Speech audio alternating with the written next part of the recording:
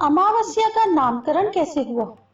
मत्स्य पुराण के अनुसार प्राचीन काल में पितरों ने आच्छोद नाम एक सरोवर का निर्माण किया था।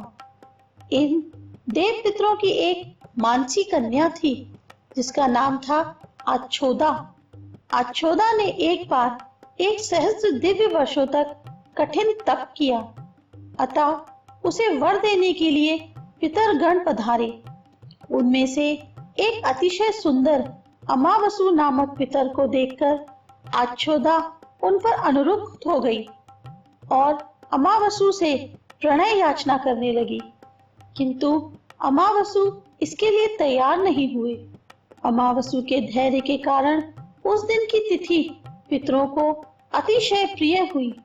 उस दिन कृष्ण पक्ष की पंचदशी तिथि थी, जो कि तभी से अमावसु के नाम पर अमावस्या कहलाने लगी। अमावस्या का महत्व। अमावस्या के स्वामी पितर होते हैं। इस तिथि में चंद्रमा की 16वीं कला जल में प्रविष्ट हो जाती है।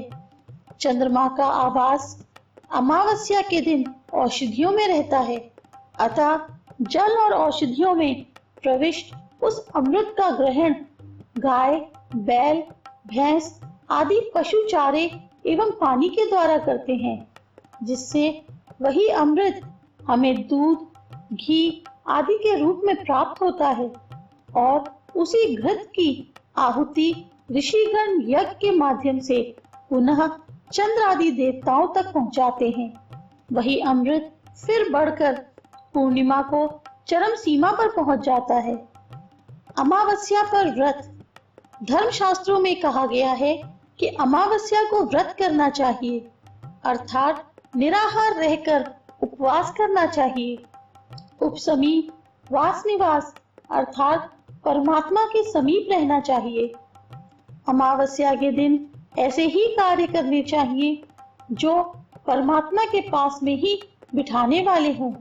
सांसारिक खेती बाड़ी, व्यापार आदि कर्म तो परमात्मा से दूर हटाने वाले हैं। संध्या हवन, सत्संग, परमात्मा का स्मरण, ध्यान कर परमात्मा के पास बिठाते हैं। इसलिए माह में एक दिन उपवास करना ही आवश्यक होता है और वह दिन अमावस्या का ही श्रेष्ठ मान्य है, क्योंकि सूर्य और चंद्रमा ये दोनों शक्तिशाली ग्रह अमावस्या के दिन एक ही राशि में आ जाते हैं। चंद्रमा सूर्य के सामने निस्तेज हो जाता है, अर्थात चंद्र की किरणें नष्ट प्राय हो जाती हैं। संसार में भयंकर अंधकार छा जाता है। चंद्रमा ही सभी औषधियों को रस देने वाला है। जब चंद्रमा ही पूर्ण प्रकाशक नहीं होगा तो औषधि भी निस्तेज हो जाएगी। ऐसा निस्तेज अन्न, बल, वीर, बुद्धिवर्धक नहीं हो सकता, किंतु बल, वीर, बुद्धि आदि को मलिन करने वाला ही होगा। इसलिए अमावस्या का व्रत करना चाहिए। उस दिन अन्न खाना वर्जित किया गया है और व्रत का विधान किया गया है।